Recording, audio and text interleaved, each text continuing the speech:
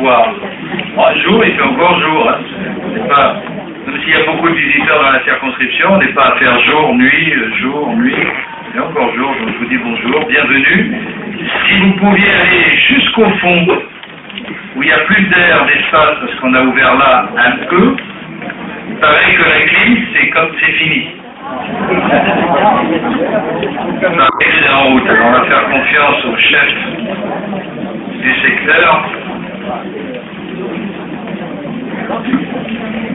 Bien. Je regarde comment ça marche. J'ai plein de choses à vous dire, mais je vous rassure, c'est pas tout ça. Hein. C'est juste pour me servir de pense-bête. Mesdames et messieurs, je suis très heureux de vous rencontrer dans le cadre de cette élection législative. Donc, je vous rappelle que le premier tour est le 10 juin et que si vous aviez eu la bonne idée de vous mobiliser, on pourrait peut-être éviter de faire un deuxième tour le 17 juin.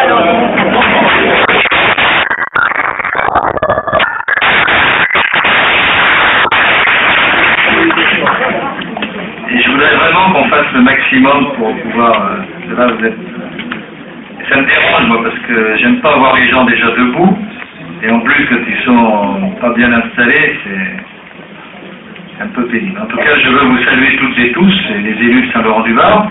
Monsieur le maire de Saint-Laurent m'a dit qu'il ne pouvait être des nôtres, parce que la dernière fois qu'il est venu ici, c'était le 24 avril, 2 jours après le premier tour, la presse, les médias se sont largement emparés de tout ce que j'avais pu dire ce soir-là. Et il se dit que si ça doit recommencer, il vaudrait mieux que lui n'y soit pas.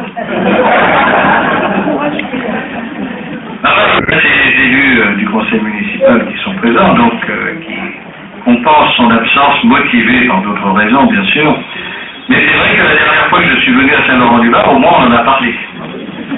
Il n'imaginait pas que de faire, de tenter de dérider un peu l'atmosphère était aujourd'hui suspect.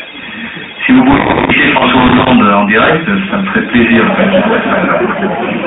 Il nous gardait dépassé quand il est à la télé, c'est pas la peine que j'en remette une couche par les ondes. Donc, je voulais simplement dire que je n'imaginais pas absolument, vraiment pas, qu'un peu d'humour, peut-être discutable pour les uns et pour les autres, pouvait être désormais un procès. Un procès, une inquisition, une stigmatisation. Et je me suis dit que vraiment, on était dans un beau pays qui parle toujours de liberté d'expression, qui parle toujours de démocratie, mais dont finalement l'humour, la liberté et la démocratie, c'est toujours à sens unique. C'est uniquement quand c'est la gauche qui l'utilise, mais évidemment quand c'est de l'autre côté, on a des personnes intouchables. Car on a aujourd'hui une caste d'intouchables, qui sont effectivement les gens de gauche qui, on le sait par nature, sont parfaits. Et donc, à partir de là, les gens imparfaits, les gens de droite, qui peuvent un petit peu être désagréables, et encore, sous l'angle de l'humour, eh bien, c'est absolument insupportable dans notre pays. Autant vous dire que j'assume pleinement tout ce que j'ai pu dire, que je ne me renie en rien, qu'on a le droit de considérer qu'il n'aurait pas fallu que je le fasse, mais comme je l'ai fait, eh ben c'est ainsi, et puis je continuerai à dire ce que j'ai envie de dire, comme j'ai envie de le dire, et puis évidemment, eh bien, personne ne les forcera à venir aux réunions publiques, et même pas en voter pour moi. Comme ça ira bien, mais je ne me changerai pas dans ce que j'ai l'habitude d'être et de faire.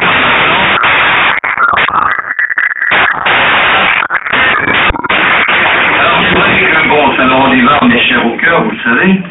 D'abord parce que j'y ai vécu, parce que mon père il a été commerçant ici avec ma mère, hélas décédée depuis les dernières élections législatives. Quand je viens à Saint-Laurent-du-Var, je ne viens pas forcément à Saint-Laurent-du-Var pour des manifestations, des réunions ou des obligations, comme on dit, j'y vais aussi un peu tranquille.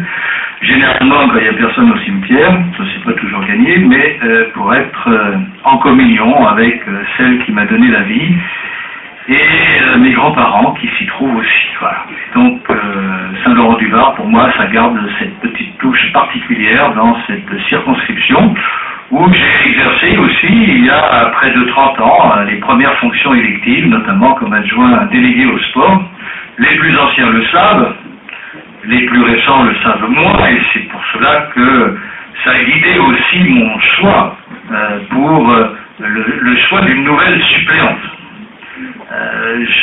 J'avais jusqu'à présent une suppléante dans le cadre d'une circonscription qui allait jusqu'à Coursegoule.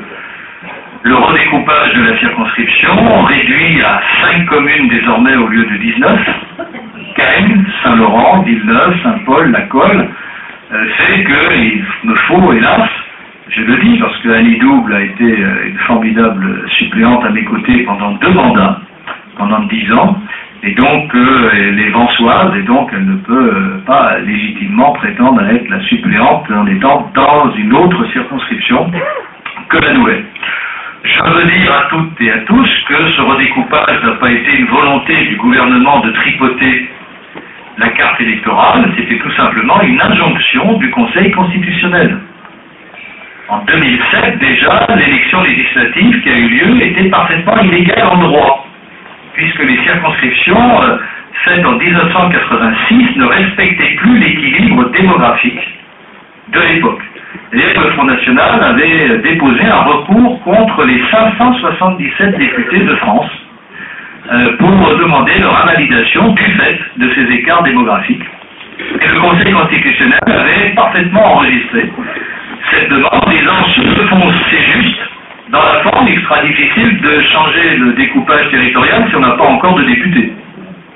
Donc le Conseil constitutionnel a dit nous validons cette élection, mais la fois prochaine, s'il n'y a pas le redécoupage démographique et territorial, l'élection sera invalidée. Et donc, ce n'est pas par une partie de plaisir que le gouvernement s'est engagé dans un redécoupage territorial toujours très très compliqué. Parce que, bien entendu, on a parfois, sinon des aberrations, en tout cas des intérêts divergents. Entre nous, soit dit, les sujets de division entre droite et gauche ont été très peu importants. Et ce qui prouve que ce redécoupage s'est fait plutôt dans un équilibre général. Dans certains secteurs, c'est vrai que le redécoupage avantageait certains élus de gauche, dans d'autres, c'était l'inverse. Mais dans l'ensemble, on peut dire que les choses se sont faites assez équitablement. Dans notre département, la logique aurait voulu qu'on ait 10 députés au lieu de 9. Je crois nécessaire et utile qu'il n'y en ait que 9, malgré plus d'1 million d'habitants. Et donc on a rehaussé la moyenne départementale par député à 113 000 habitants. La nouvelle circonscription, donc, dont j'ai parlé, la nôtre, la 6e, compte 105 000 habitants déjà, dès sa création. Et comme généralement les circonscriptions c'est fait pour durer un peu, on va très vite atteindre la moyenne départementale. On avait un écart toléré de 10% inférieur ou 10% supérieur. Le reste de la circonscription sur le secteur de vente appartient désormais à ce qu'on appelle la 2e circonscription qui va de Valberg jusqu'à Saint-Vallier. Autant vous dire que le député là-bas, il faudra vraiment qu'il soit bien équipé. Il aura la chance d'aller faire du ski à Andon, à Grenollers et à Valberg, mais pour le reste, les déplacements, bonjour. Mais moi j'aurais souhaité qu'il y ait une circonscription que du moyen pays, et pour moi j'imaginais que c'était plutôt Saint-Vallier-Graves jusqu'à Carros, Givet, mais pas au-delà. Ça aurait eu sa cohérence et c'était déjà pas mal. Ça ne s'est pas fait ainsi, ce n'était pas dans le secret des papiers du ministère de l'Intérieur pour la circonstance. En tout cas, nous avons une homogénéité, et les anciens ont connu ces 5 communes. C'était un canton du Conseil général des Alpes-Maritimes, du temps où Pierre Sauvégot était le conseiller général de ce canton. Quand j'ai commencé à me battre politiquement ici, le conseiller général du canton de Cagnes-sur-Mer, qui englobait Saint-Laurent, Villeneuve, Saint-Paul, La Colle et bien sûr Cagnes, c'était Pierre Sauvégot. Ce qui était il y a 35 ans un canton est devenu aujourd'hui une circonscription législative, parce que la population s'est fortement accrue. Ça me permet d'ailleurs d'avoir une pensée pour Pierre Sauvégot, que j'ai connu jeune militant, qui était le député de cette circonscription, qu'on a un peu oublié, et qui a été quand même un des hommes marquants de l'après-guerre, et auprès de qui j'ai appris un certain nombre de choses. Par exemple, une formule qu'il aimait bien répéter, le scrutin est coquin.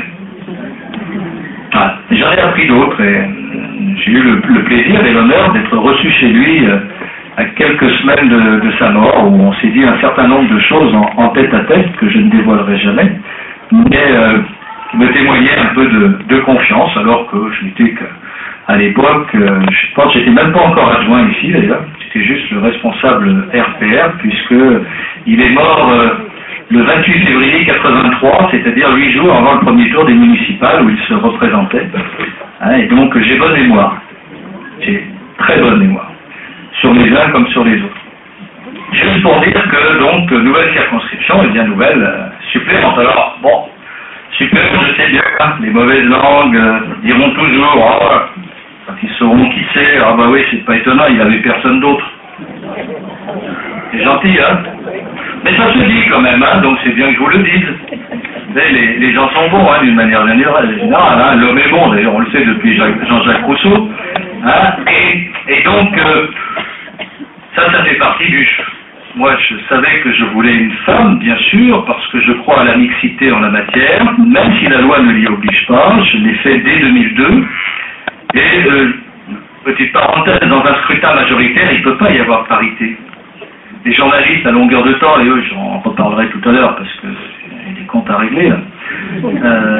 Les journalistes... ouais. Parce que les intouchables, il y en a une autre catégorie, là. Et il faut un petit peu qu'on dise les choses, puisqu'il paraît qu'il ne faut pas avoir la langue de bois. Et donc, dans un scrutin majoritaire, c'est le contact d'un homme ou d'une femme avec ses électeurs.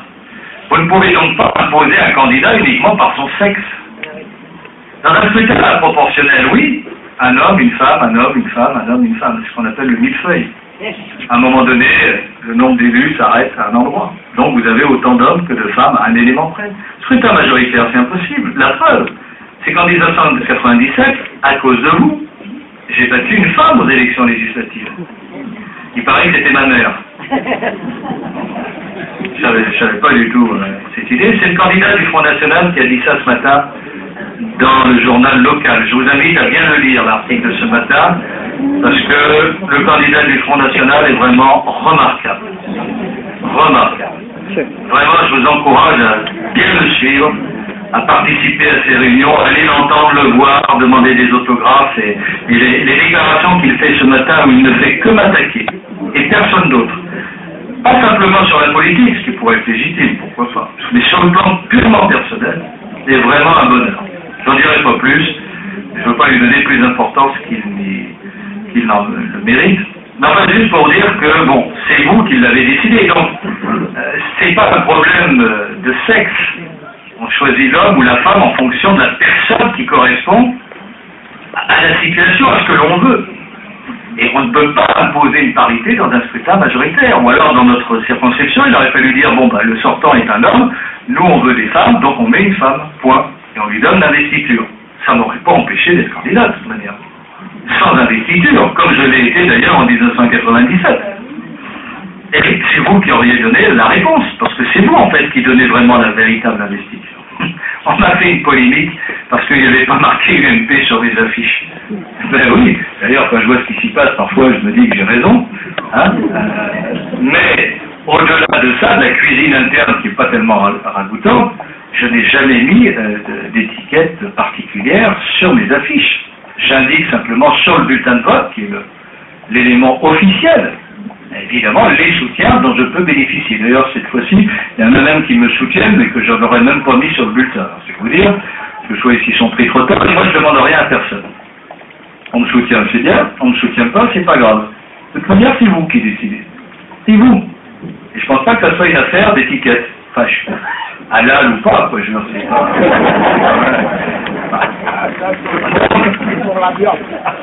Comme information. Donc le scrutin majoritaire est ainsi fait, et moi je souhaite effectivement avoir à mes côtés une femme pour effectivement avoir cet équilibre. Et cette fois-ci, je souhaitais également quelqu'un, bon, sur Villeneuve-Saint-Paul-la-Colle, je suis le conseiller général du canton depuis 1988, j'ai été maire de Villeneuve-Loubet. Qu'est-ce que vous voulez que j'aille chercher une suppléante là? Franchement. Ce serait un déséquilibre complet par rapport à Saint-Laurent, justement, au Cannes. À Cagnes-sur-Mer, j'y suis, nous avons ceux qui étaient d'ailleurs on peut en témoigner, fêter gentiment les 15 ans d'une permanence en plein cœur de la circonscription, parce que vous savez, vous avez des candidats qui viennent, là, ils vous ouvrent une permanence, toujours la même, hein, rue des Jaubert, hein. Elle ne sert qu'à mourir tous les 5 ans, c'est dommage, hein. Le résultat, c'est les fourmis, les araignées, les cancres. Dès qu'elle sera fermée, on fera un petit mot. Du Front National, lui, il a dit carrément que c'était une location saisonnière, comme il a eu raison.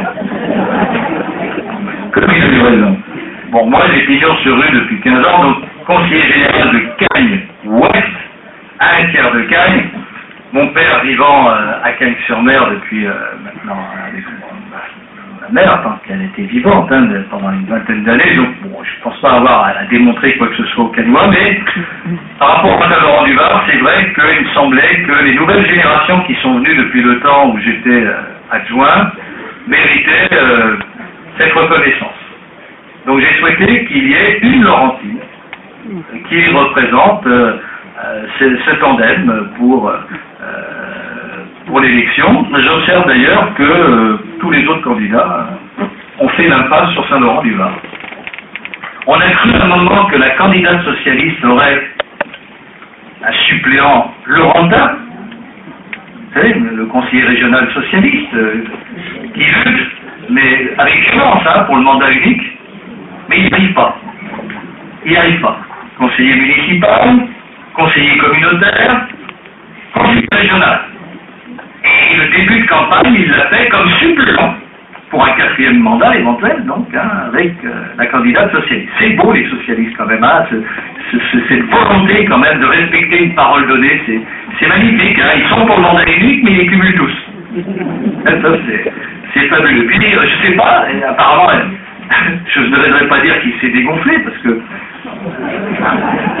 on peut toujours bien, quoi. Et ils nous en ont sorti du chapeau, j'allais dire venu du diable Vauvert, hein, puisque conseiller municipal de Cagnes, vert, mais il était rose il y a encore pas longtemps, donc on ne sait pas trop ce que ça donne comme couleur, hein, le rose et le vert mélangés. Hein, et personne ne le connaît à part au tennis club de Cagnes, hein, parce que chacun ses centres d'intérêt. Et moi j'ai cru au moment que Saint-Laurent c'était juste une histoire pour tenir dans la photo, quoi, de l'affiche, quoi, mais bon, non.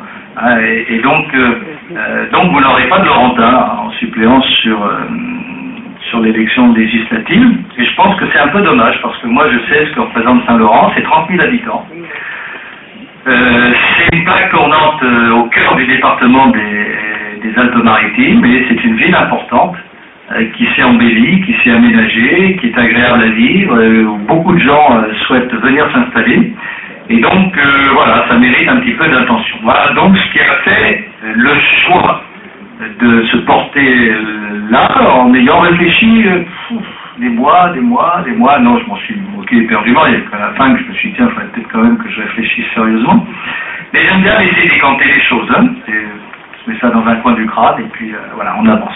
Ce que je vous dis aussi, c'est que cette fois-ci, avec Annie, j'avais choisi quelqu'un du terroir, une vieille famille de Vence et des environs, et là j'ai voulu marquer les choses différemment. Je n'imaginais pas, en devenant député, que le fait d'être prof d'histoire, ça aurait pu servir à quelque chose.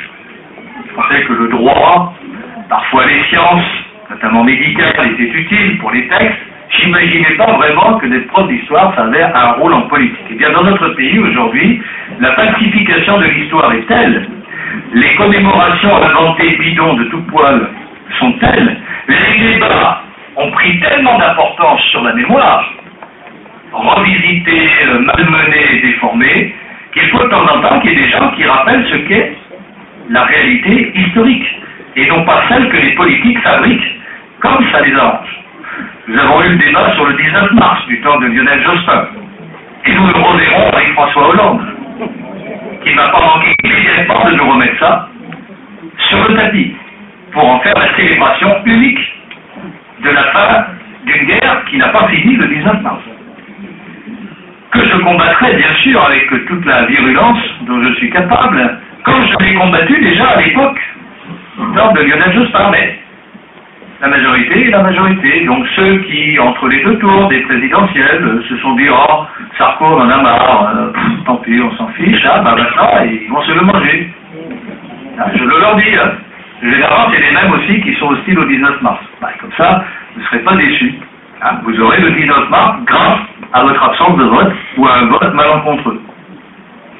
C'est toujours bien de rappeler un certain nombre d'évidences parce que quand c'est trop tard, c'est trop tard. Et puis, quand je dis ça, bon, j'ai découvert qu'il fallait être vigilant surtout, que les attaques étaient multiples. Et l'exemple d'il y a un an, maintenant, sur le film Hors-la-loi, de M. Bouchareb, hein, qui a cru devoir revisiter l'histoire en nous donnant des leçons d'histoire pour insulter l'armée française, d'une part, je pèle mes mots, insulter l'armée française, comparé dans le film à la Waffen-SS, ni plus ni moins.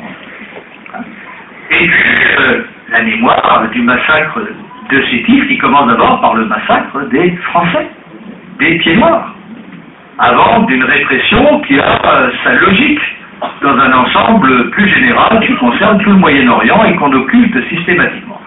Je suis monté tout seul au créneau sur cette affaire. À ce moment-là, je n'ai eu personne autour de moi. Notamment ceux qui aujourd'hui viennent faire les beaux sur les enjeux de mémoire et de fraternité et blabla et blabla. C'est moi qui ai débusqué le lien, d'ailleurs on me l'a bien reproché puisque je l'ai fait avant de voir le film. D'ailleurs, les gens de gauche qui sont des gens respectueux, dignes, m'ont décerné un prix de la bêtise qu'ils ont inventé pour la circonstance. Je leur fais confiance en la matière. S'ils le décernent, c'est qu'ils doivent s'y connaître. Je n'en doute pas. Il parle d'un film qu'il n'a pas vu. Bah oui. Mais un film, ça ne se découvre pas le jour de la projection, il y a un scénario avant. Ce scénario avait été analysé par le service historique de la Défense et j'avais interpellé le ministre de la Défense pour avoir des éléments de réponse sur ce film. Donc j'ai basé toute mon attaque sur ce film sur l'analyse faite du scénario. Et regardez la manipulation des gens de gauche bien pensants. Comment ils font pour vous passer, quand ils ne sont pas capables de vous contredire sur le fond, comment ils essayent de vous discréditer, de vous disqualifier. C'est leur méthode. Et en même temps, ils vous donnent toujours des leçons de morale. Je ne les supporte plus. Ils ne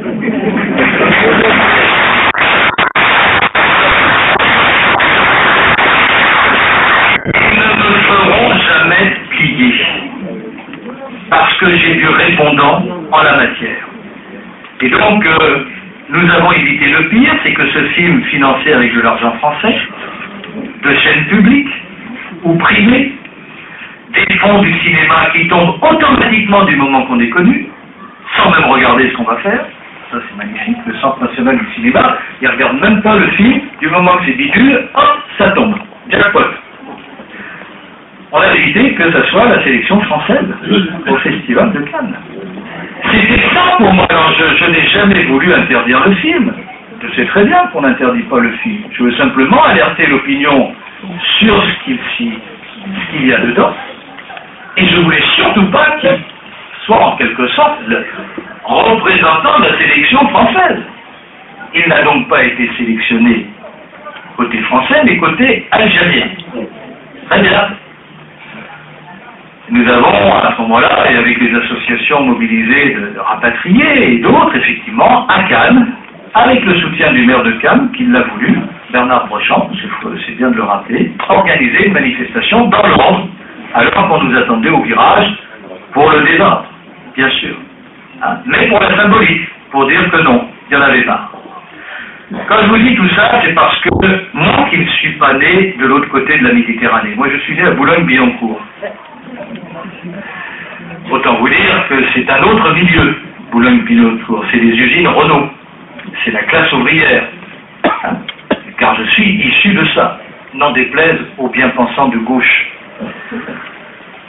Je ne supporte pas la falsification de notre histoire. L'histoire de la France en Outre-mer, c'est notre histoire, c'est pas celle des pieds noirs, c'est pas celle des colons, c'est l'histoire de la France.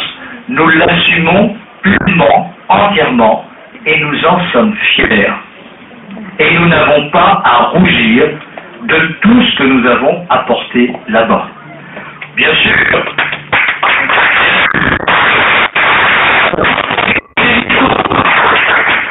c'est Azouz Begg, dont le nom est déjà tout un programme, à lui tout seul, qui est sur le plateau de la chaîne parlementaire me dire « Ah, moi, quand je suis né dans mon village, il n'y avait pas d'eau, il n'y avait pas d'électricité.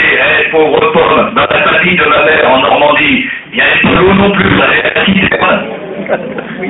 Il n'y avait pas non plus d'électricité encore. Ça a commencé juste à s'installer. On avait l'eau courante début des années 60, fin des années 50. Qu'est-ce que tu nous chantes là ?» Alors ça l'a évidemment perturbé, que je lui réponde c'est clairement en disant mais qu'est-ce que vous nous chantez là, un air de misérabilité où il faut pleurer.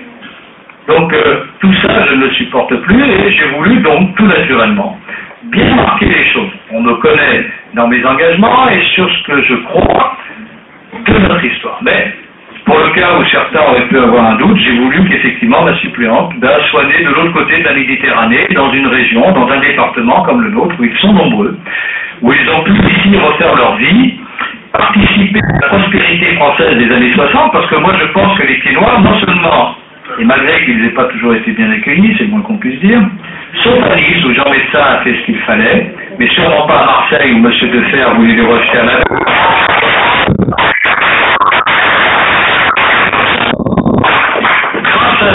il y a aujourd'hui ce qu'on appelle la francophonie pour tous ceux qui ont œuvré outre-mer, la langue française et la langue de reconnaissance, la culture française, sans compter de tout ce que nous y avons fait pour la santé, pour l'instruction.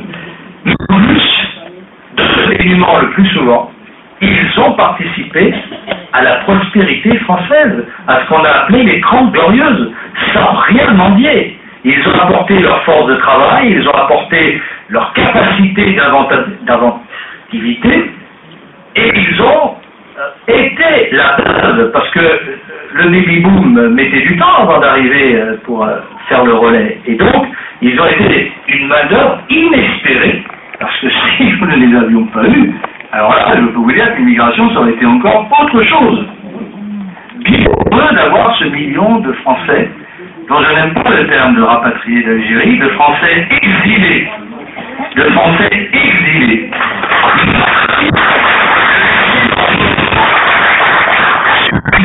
De étrangers qui étaient la leur et qu'ils avaient façonné. Ah. Et ça, moi je le vis, peut-être parce que mon père, sergent-chef de la Légion étrangère, peut-être parce que Sidi Abdel Abbès, peut-être parce que lui, le premier, m'a parlé des harkis qui n'existaient même pas dans les livres d'histoire. Désigner ce nom, je découvrais à 8-10 ans, peut-être effectivement j'ai une sensibilité plus grande, plus forte que d'autres, mais je vous le dis, c'est tout ce ensemble qui a fait la France forte des années 60-70, qui a fait que moi, lorsque j'ai passé mon bac en 1972, mon sujet en économie, c'était peut-on parler de miracle économique français ? 5% de croissance par an, 3e puissance commerciale. C'était ça la France dans laquelle moi j'ai grandi. Et que j'ai eu à 20 ans en héritage. Donc pour toutes ces raisons, j'ai voulu une pied noir, comme on dit, quelqu'un de là-bas qui avait été militante pour une cause que l'on sait aujourd'hui perdue. Je voudrais vous dire quelque chose de très simple. C'est vrai que l'engagement, moi j'avais 8 ans en 1962, et donc moi je n'ai connu qu'à la télévision le général de Gaulle, et puis un combat que mon père m'a transmis, la lutte contre le communisme, qui est l'esclavage moderne, la lutte aussi contre le fascisme, parce que dans ma famille on a subi les deux. Et c'est vrai que mon combat politique, je l'ai mené par référence à ce qui a été la Ve République, qui nous a donné des institutions stables, l'indépendance nationale, une politique étrangère, une politique économique et sociale. Mais si j'avais eu 18 ans ou 20 ans en 1960, j'aurais été du mauvais côté. Je n'aurais pas accepté que la France quitte l'Algérie. Je comprends ceux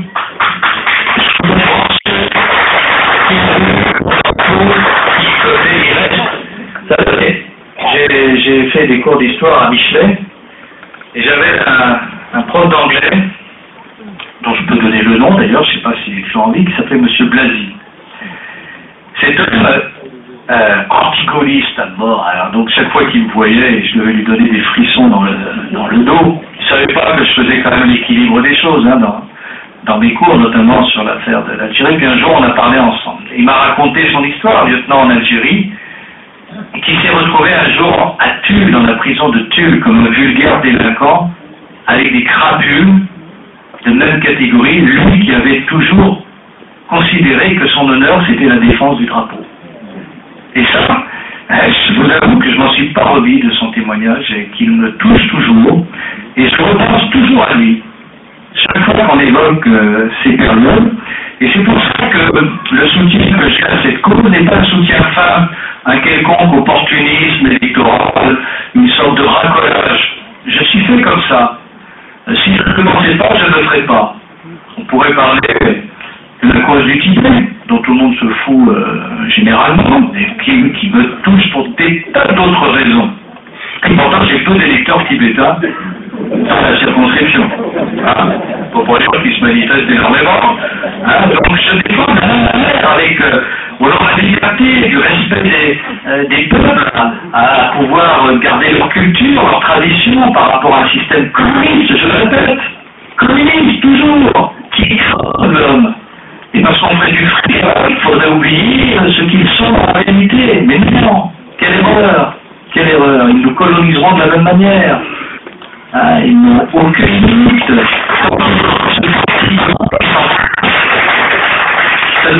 Des relations comme il convient d'avoir des relations avec un État et avec des relations d'affaires. Donc voilà, je vous dis un petit peu ce que j'ai sur le cœur ici à Saint-Laurent. Je le dis parce que je connais bien Claude, qui est le président de l'Enfant, qui m'a toujours accordé beaucoup de crédit, beaucoup d'amitié, et qui m'a pardonné d'avoir des engagements dont je parlais tout à l'heure. Et donc, tout naturellement, c'est pour ça que mon choix s'est porté sur une amie, quelqu'un que je connais depuis longtemps, 30 ans, ça fait quand même déjà un bail. Vous me direz, il faut toujours se méfier des amis de 30 ans. Mais bon, comme dans les mauvais moments, j'ai jamais eu à douter de son soutien. Et Dieu sait si on a essayé de m'en faire. Elle a toujours été réglo, loyale. Et à un moment donné, moi, la politique, je la fais aussi de manière un peu affective. Il n'y a pas que l'intérêt qui compte. Hein, il y a aussi ce qu'on ressent, ce qu'on a envie d'être. Je l'ai fait avec Annie parce qu'on militait ensemble déjà du temps de Chaban-Delmas. On collait des affiches ensemble, donc c'était un lien. Et donc là, j'ai retrouvé avec le choix de cette suppléante, et j'aurais pu trouver d'autres, des femmes très bien, à Saint-Laurent-du-Var ou ailleurs, même si elles n'étaient pas forcément nées de l'autre côté de la Méditerranée, et peu importe, mais voilà, c'était un petit peu mon orientation, je voulais marquer les choses, et ne pas laisser d'espace à ceux qui se servent bien trop souvent, justement, d'un passé douloureux, à des fins de politique politicienne aujourd'hui. Et je considère que c'est un peu facile, mais si nous pouvons être ensemble sur ces sujets, parce que l'histoire est l'histoire, et donc nous devons nous serrer les coudes par rapport à ceux qui veulent nous abattre, qui veulent nous faire renier ce que nous avons été. Et donc il n'y a pas de place en la matière pour être fait. Donc voilà pourquoi je vais dire à Marie-France Corvette, qui n'en peut plus d'attendre.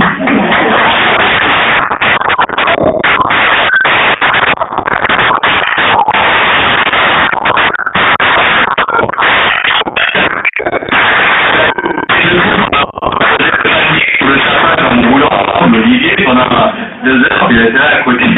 Henri aussi faisait ça, donc c'était bien. Donc là, j'ai pris peu de bouteille, donc je la laisse s'exprimer comme elle l'entend pour s'adresser à vous.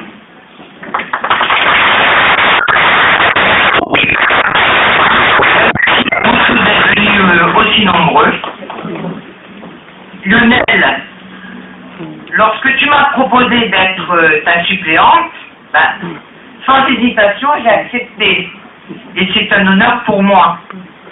Je te remercie de ta confiance.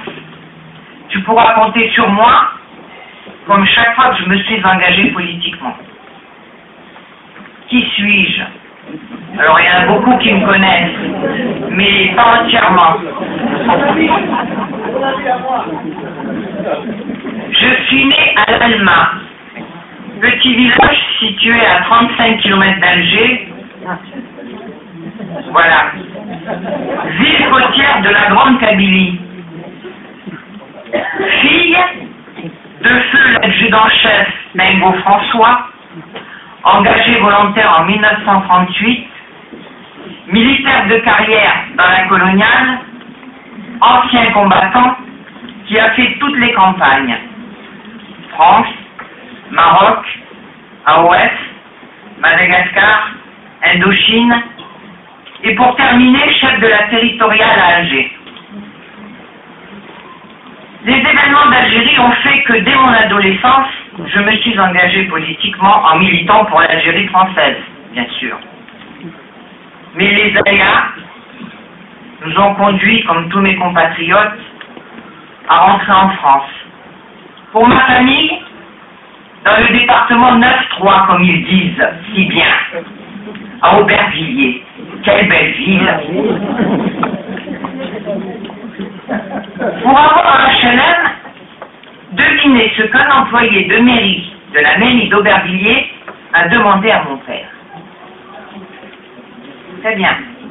Avez-vous la carte du Parti communiste?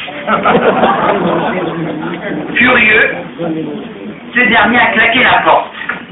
De ce fait, nous sommes restés 8 mois hébergés chez la sœur de mon père. Bien que nous n'ayons pas été désirés, je parle des pieds noirs, dans ce département comme ailleurs, j'y ai réussi mes études. Par la suite, j'ai été cadre dans le privé et j'ai terminé ma carrière professionnelle comme directrice administrative et du personnel d'un GIE, groupement d'intérêt économique, qui regroupait 2 hôtels 4 étoiles à Nice et 1 sur Paris. Je me suis mariée à Jean-Claude, qui doit être quelque part dans la salle. Nous avons eu 2 enfants qui nous ont donné 6 petits-enfants. Notre fille Sophie travaille dans le social à l'ADAPEI, où elle dirige 25 éducateurs spécialisés. Notre fils Sébastien est né à Abidjan, parce que nous y avons travaillé. Mon mari et moi-même, 10 années. Bien que né en Côte d'Ivoire, il est français. Car là-bas, le droit du sol n'existe pas. C'est le droit du sang. S'il voulait la nationalité ivoirienne, il devait la demander à sa majorité, à 18 ans. Bien sûr, il l'a pas fait. Après avoir obtenu des diplômes de graphiste décorateur, il s'est engagé dans l'armée. Il est parachutiste depuis 20 ans au 1er RTP près de Toulouse, régiment de train parachutiste. Il a fait déjà pas mal de campagnes en Afrique, alors en Centrafrique, au Gabon et dernièrement en Côte d'Ivoire. Et nous sommes, n'est-ce pas Jean-Claude, fiers de lui.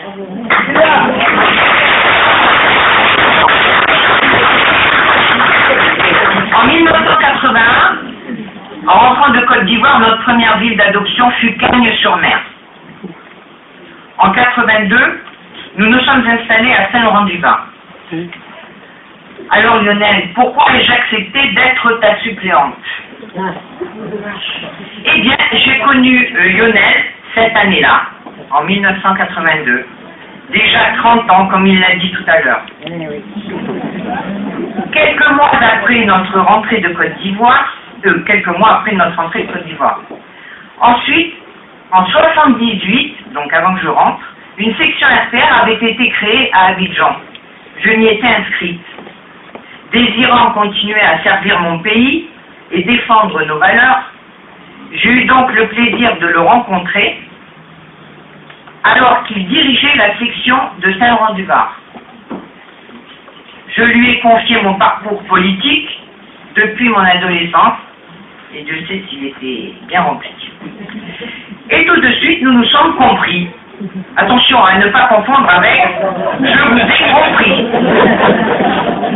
Je me suis donc engagée dans ma ville adoptive, qu'est Saint-Laurent-du-Var, que j'ai vu évoluer au fil des ans.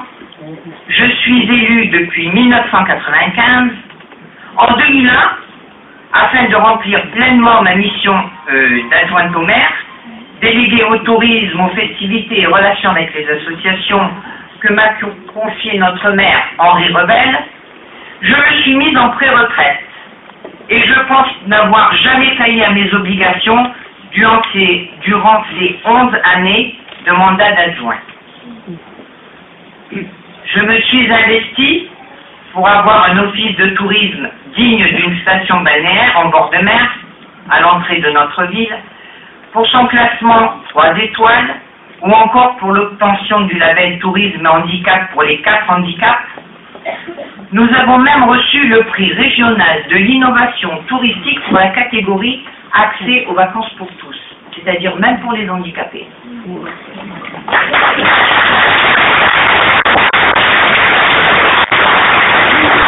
Actuellement, nous travaillons pour la marque Qualité Tourisme et le label Famille Plus, puisque vous savez bien, Saint-Laurent, c'est une ville à vivre et c'est une ville familiale. Par ailleurs, et durant tout l'été, nous vous proposons une programmation variée, accessible à tous, et nous nous réjouissons de rencontrer un succès grandissant d'une année sur l'autre. D'autre part, depuis 2010, je suis élue présidente de l'Association nationale des Saint-Laurent de France par 42 maires de communes intitulées Saint-Laurent.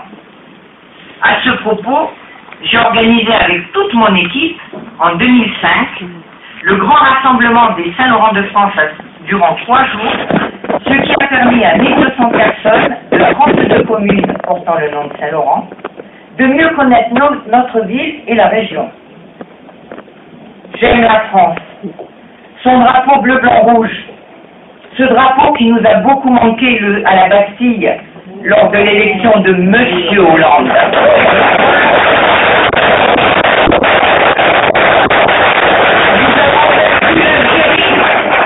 Mon pays natal, pour lequel je n'ai toujours pas fait mon deuil.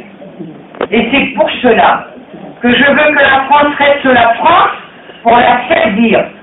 Merci encore Lionel de m'avoir choisi et merci à vous tous.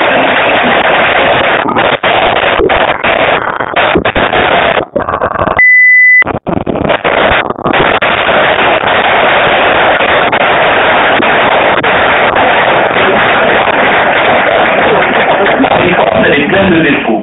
D'ailleurs, Jean-Claude m'en parle régulièrement. Une qualité énorme, c'est qu'elle est franche, trop, bien sûr, sincère et sans arrière-pensée. Voilà. Et donc c'est vrai que son caractère n'est pas toujours facile voilà, dire les choses, etc. Je le dis parce qu'il y a toujours, bien sûr, voilà. Mais personne n'est parfait, donc ceux qui font les critiques eux-mêmes sont tellement bien qu'il faut qu'ils apprennent aussi la modestie et l'humilité. Et donc voilà, moi je sais ce que vaut, humainement parlant, Marie-France, elle est sincère. Et on a besoin en politique de gens sincères. Et donc, voilà, et d'ailleurs ça s'est senti dans ce qu'elle a dit sur la fin, hein, sur son amour de la France, et je ne pense pas qu'on puisse solliciter la confiance de ses concitoyens pour aller à l'Assemblée nationale si on n'a pas cette bouffée de France.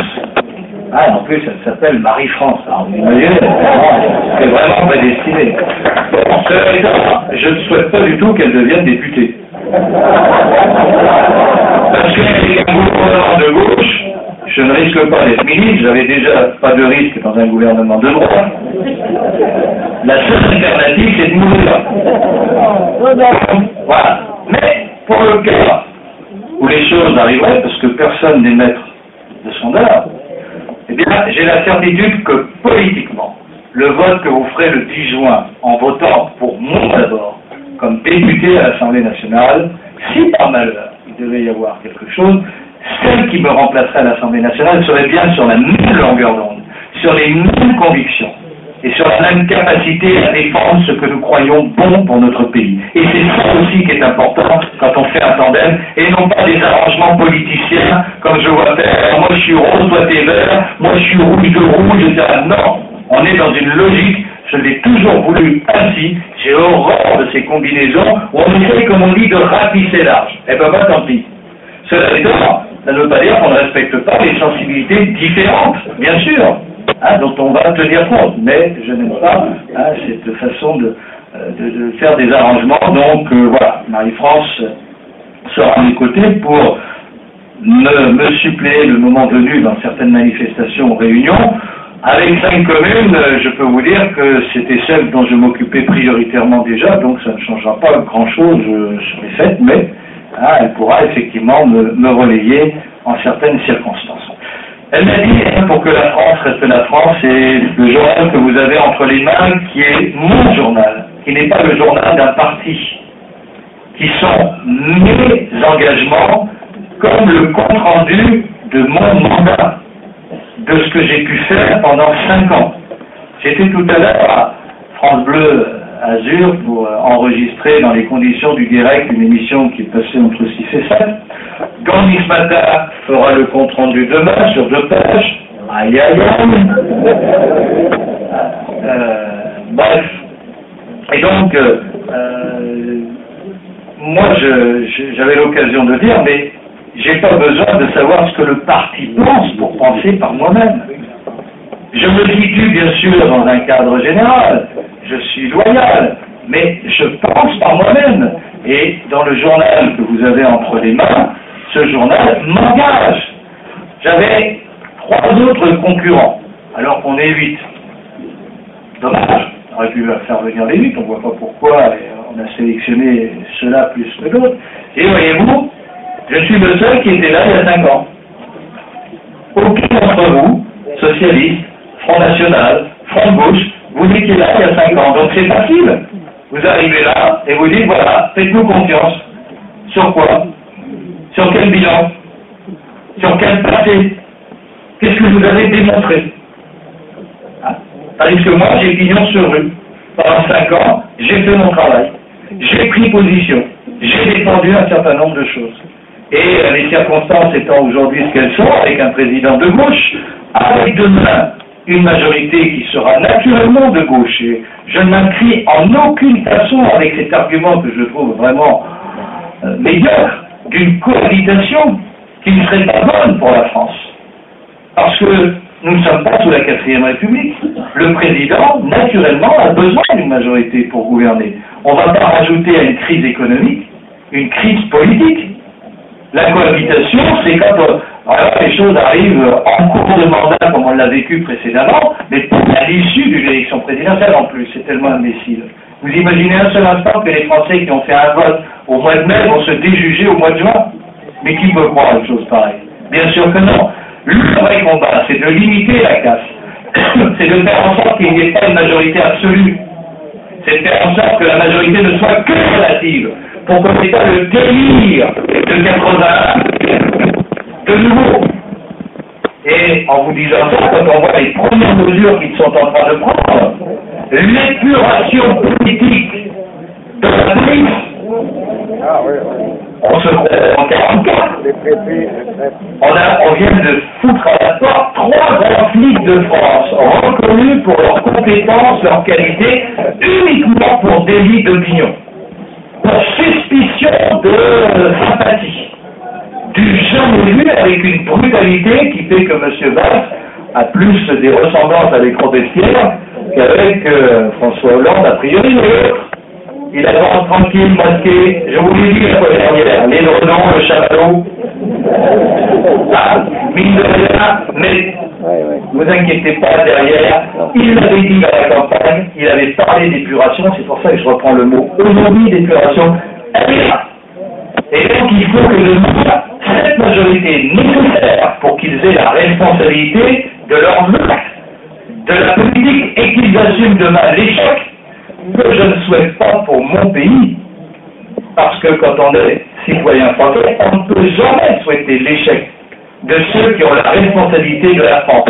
Mais pour autant, on ne leur fera aucun cadeau.